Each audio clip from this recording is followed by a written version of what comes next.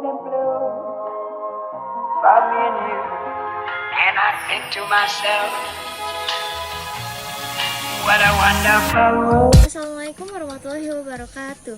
Halo teman-teman semua, perkenalkan nama saya Dinda Yandra. Saya mahasiswi semester 5 dari Fakultas Keguruan dan Ilmu Pendidikan, khususnya Prodi Pendidikan Biologi di Universitas Muhammadiyah Profesor Dr. Hamka Jakarta. Pada video kali ini, saya ingin menunjukkan hasil wawancara kegiatan pengenalan lapangan persekolahan yang saya lakukan di SMA IT Miftahul Khoir Bandung. Tanpa berlama-lama lagi, langsung kita simak ke videonya ya. Selamat menonton.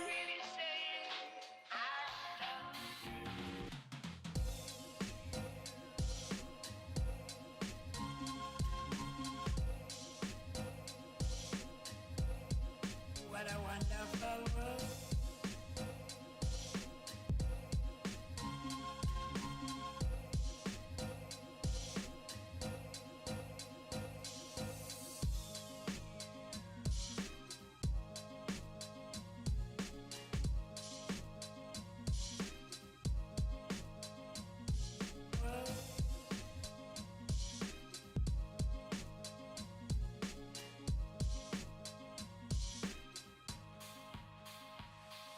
The colors of the rainbow, so pretty in the sky.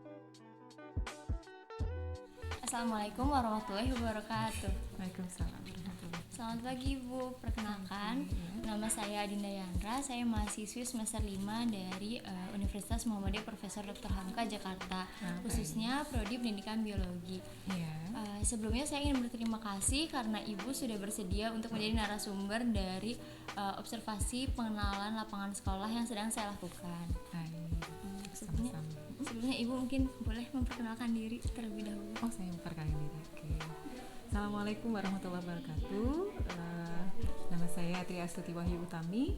Saya kepala sekolah di SMA IT Miftahul Khoir Bandung. Hari ini kedatangan tamu cantik dari Jakarta. Dan kita akan berbincang-bincang ya. Insya Allah. Silahkan.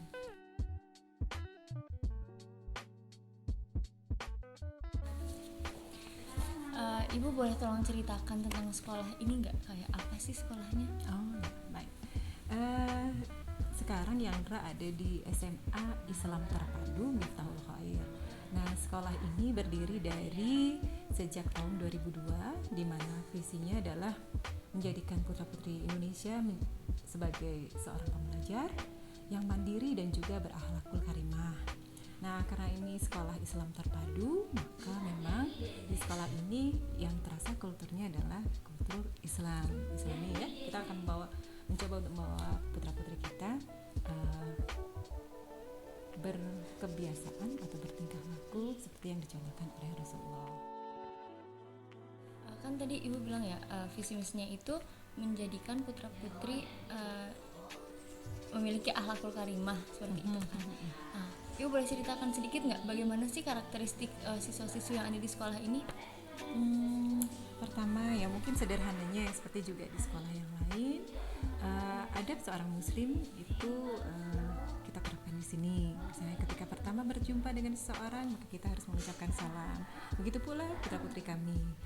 Jadi setiap mereka bertemu gurunya, teman sekolahnya, atau bahkan anggota keluarga sekolah yang lainnya, maka yang dilakukan adalah mengucapkan salam.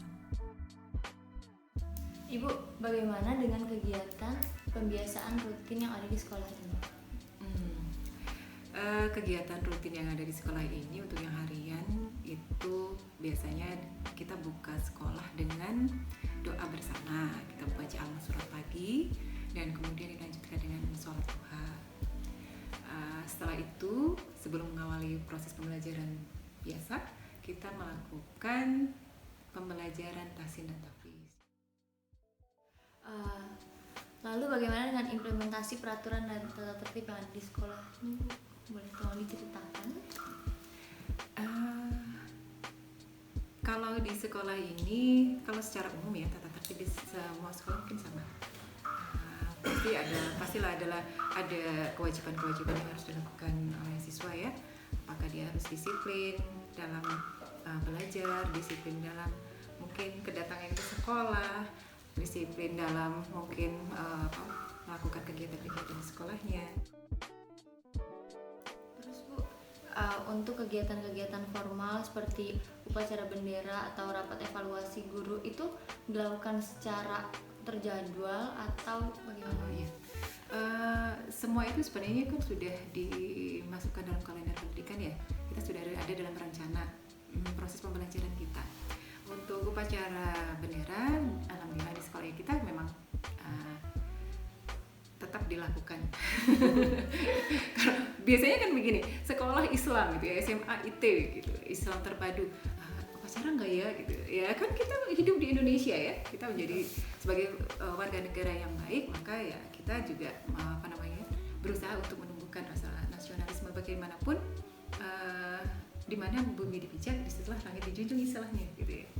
Nah, salah satu cara untuk menumbuhkan semangat nasionalisme biar kita tidak lupa terhadap negeri ini dan cita tanah air adalah dengan melalui upacara bendera. Itu rutin dilakukan setiap 2 pekan sekali. Sisanya kita hanya melakukan apel pagi. Dan untuk pertemuan-pertemuan formal itu pasti ada guru-guru di sini atau istilahnya tenaga pendidik dan kependidikan di sekolah ini pasti melakukan evaluasi secara rutin dan itu pasti bentuknya rapat gitu ya. Evaluasi itu bisa bersifat bulanan atau pekanan, tergantung dari kebutuhannya nanti. Ibu boleh cerita sedikit nggak bagaimana struktur organisasi dan tata kerja yang ada di sekolah ini? Secara umum karena sekolah kita adalah sekolah swasta berada di dalam satu yayasan Miftahul Khair. Nah, di yayasan ini kan ada 2 lembaga, SMA dan pesantren. Nah, maka saya sebagai kepala sekolah secara organisasi nanti bertanggung jawab kepada ketua yayasan. Nanti di bawah saya dibantu oleh 2 wakil kepala sekolah. Karena sekolah kami masih kecil, maka wakil kepala sekolahnya 2. Urusan kurikulum dan urusan kesiswaan. Nah, nanti waka kurikulum dan waka kesiswaan ini pun akan dibantu dengan wali kelas. Karena memang secara alur komunikasi akan lebih memudahkan dan alur pembinaan pada siswa juga akan lebih memudahkan.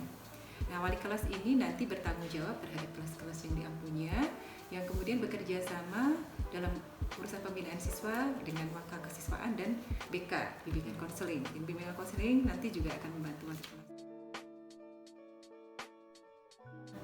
Untuk kegiatan-kegiatan kurikulum, kokurikuler dan ekstrakurikuler yang ada di sekolah ini, itu ini juga sebagai salah satu bagian dari pembiasaan positif di sekolah, plus sebagai kokurikuler. Di sekolah ini kami mengadakan berbagai macam program kegiatan buat anak-anak. Nah, ini juga merupakan program unggulan kita. Yang pertama, misalnya contohnya adalah program pembiasaan untuk meningkatkan ketakwaan pasti ya. Itu yang pertama tadi, pembiasaan pagi, doa pagi, sholat duha, dan tasin tahfiz. Kemudian yang kedua, untuk penguatan karakter pembelajar sesuai dengan misi sekolah, maka kita mengadakan kegiatan Nature Research dan Sansai. Apa itu Nature Research? Nature Research itu kegiatan kita untuk meneliti ke luar sekolah dan tujuannya adalah ke alam bebas, ke alam yang masih natural gitu ya. Biasanya yang kita tuju adalah ke laut, ke gunung, ataupun ke danau, lingkungan ekosistem itu, ketiga ekosistem itu. Kemudian yang kedua untuk sansai itu kita biasanya bilangnya sansai, ini pesantren sains. Biasanya khasnya adalah dilakukan di bulan Ramadan. Kalau tadi Nature Research kita lebih pada penelitian alam, maka kalau sansai atau pesantren sains kita lebih pada meneliti masyarakat dalam konteks sosial, ekonomi dan budayanya. Gitu. Jadi bagaimana kondisi ekonomi tempat yang kita teliti, bagaimana kultur atau budaya di sana, gitu ya. Kegiatan ekstrakurikuler itu futsal, renang dan panahan. Dan untuk yang wajibnya memang sama seperti sekolah lain kepramukaan. Terima kasih. sudah bersedia menjadi narasumber saya hari ini.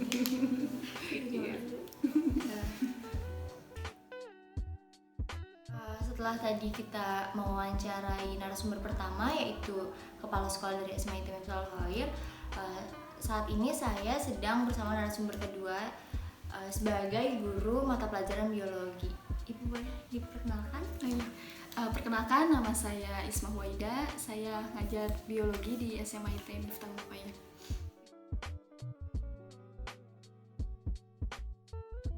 Saya ingin tahu dong Bu, bagaimana sih karakteristik siswa-siswa ketika berada di dalam kelas umum khususnya pada mata pelajaran biologi, boleh diceritakan sedikit Bu? Kalau umumnya mungkin karakter siswa seperti itu ya pada umumnya, maksudnya ketika pembelajaran ada beberapa mungkin siswa yang antusias, ada juga yang mungkin menunjukkan rasa kurang tertariknya gitu. Kalau sejauh ini sih anak-anak alhamdulillah lebih antusias karena banyak pembelajaran biologi yang jarang di kelas sebenarnya. Oh, gitu. jadi lebih sering dilakukan di luar kelas. Di luar kelas. Ada beberapa guru yang suka membuat peraturan di dalam kelas khusus dalam kelas itu. Nah, kalau Ibu sendiri, apakah Ibu memberi aturan baru untuk di dalam kelas khusus mata pelajarannya? Biasanya peraturannya itu paling telat masuk ke kelas Ibu tuh maksimal 15 menit. Nah, lebih dari itu tergantung kelebihan telatnya gitu, keterlambatannya. Apabila terlambatnya sampai setengah jam atau bahkan 1 jam pelajaran, maka dia boleh mengikuti kelas, tapi untuk kehadirannya tidak di absen. Gitu. Sedangkan kalau misalkan masih misalnya 16 menit kan batas maksimal 15 menit nih. Apabila misalkan 16 menit atau 17 menit, mungkin mereka masih bisa masuk dan kehadirannya masih bisa di absen, tetapi ada punishment tertentu. Biasanya kalau nggak suruh baca Quran gitu, atau misalnya mereka bikin peta konsep tentang materi yang sudah dibahas gitu. Nah, dalam pembelajaran biologi ini Ibu memberikan kegiatan khusus nggak, kayak misalnya kayak pembiasaan yang selalu Ibu lakukan mungkin sebelum pembelajaran atau ketika sedang melakukan pembelajaran, kegiatan rutin atau? Biasanya sih kalau kegiatan rutinnya itu sebelum dimulai pembelajaran tergantung materinya apa nih, tapi diusahakan membahas menyangkut pautkan dengan Al-Quran gitu. Jadi karena kan kita di sekolah Islamiyah gitu, jadi apalagi kan biologi itu luas dan benar-benar menunjukkan sekali kekuasaan Allah yang jelas ada di Al-Qur'annya gitu. Jadi diusahakan untuk setiap mata pelajaran biologi, materi apapun itu ada sangkut pautannya dengan Al-Qur'an gitu. Berarti Ibu juga mencari cara untuk mengimplementasikannya antara Al-Qur'an dengan materi biologi. Iya gitu, dengan kehidupan biologinya. Nah, ngomong-ngomong RPP nih Bu, sebelum pandemi dan setelah pandemi ini RPP-nya ada perubahan kah? Ada perubahan sekali sih ya gitu. Jujur sekarang juga masih proses pembuatan RPP gitu, karena kan masih masa transisi sebenarnya ya ke masa pembelajaran daring itu gitu. Jadi kalaupun nyari referensi itu masih sedikit RPP yang menjurus ke pembelajaran daring gitu. Jujur beda sekali gitu. Karena kan kalau misalnya sebelumnya RPP tatap muka ya seperti biasa gitu.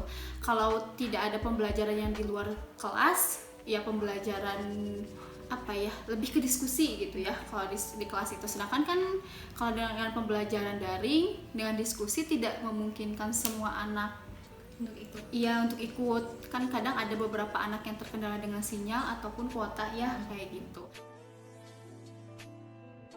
Kan biologi pasti ada praktikumnya nih Bu. Gimana melakukan praktikum ketika masa pandemi ini? Kan daring nih Bu, jadi kalau sejauh ini praktikum sebenarnya masih nyari juga sih gitu.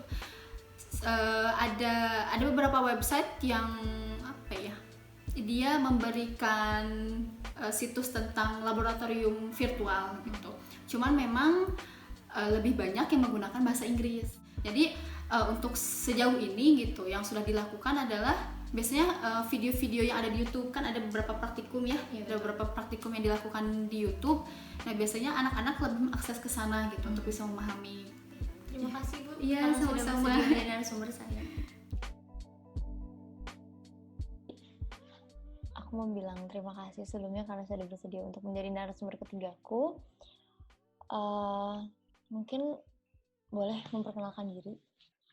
Perkenalkan, nama saya Acep Jundi Murabi, biasa dipanggil Acep. Saya alumni dari sekolah SMA IT Miftahul Khair. Lulusan tahun? Saya lulusan tahun ini, tahun 2020. Oke, baik. 2020. Oke.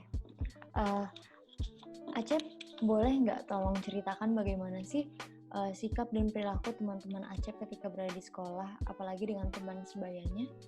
Menurut saya, sewaktu sekolah dulu tuh, saya sama teman-teman ya, karena emang kita bersekolah di sekolah alam dan juga dengan jumlah siswa yang sedikit, jadi keadaan di sekolah kita, keadaan di kelas kita sangat akrab sekali.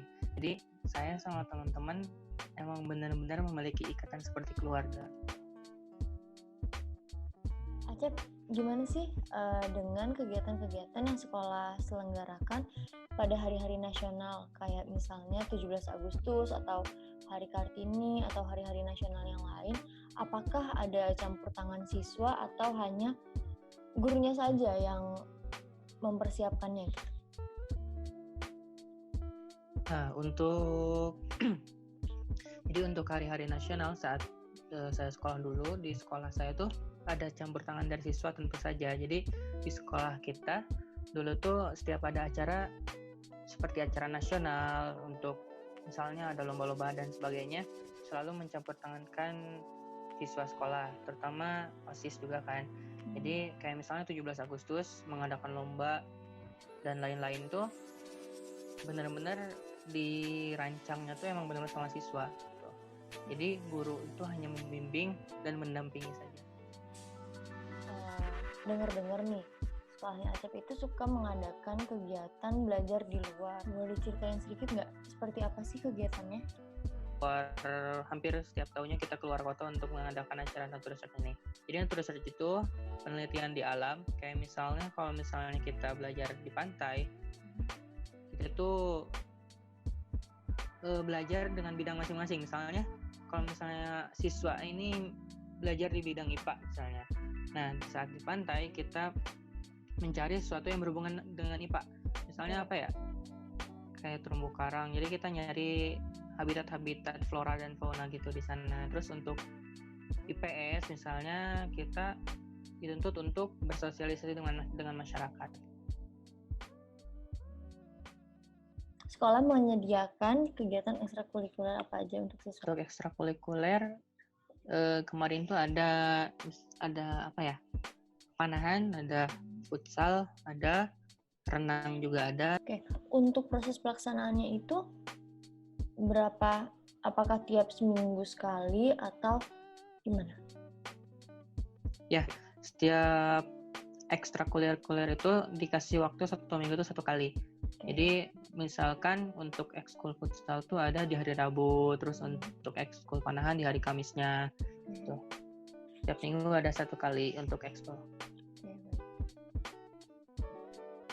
Nah, karena Acep lulusan tahun ini,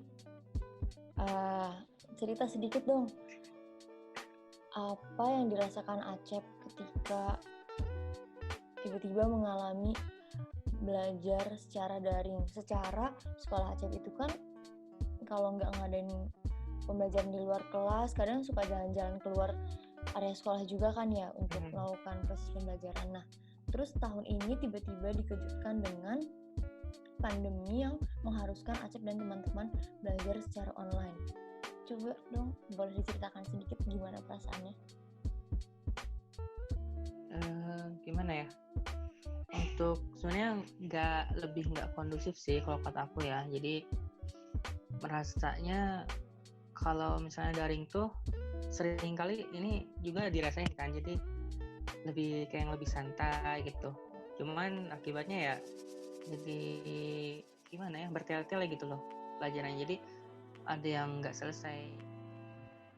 Untuk proses pelaksanaan pembelajarannya itu seperti apa? Apakah selalu menggunakan Zoom atau hanya misalnya seminggu ada waktunya untuk menggunakan Zoom untuk pembelajaran daringnya tuh dulu yang saya alami itu lebih ke kayak message gitu, jadi WA gitu sih dari WhatsApp, jadi nggak terlalu sering memakai Zoom.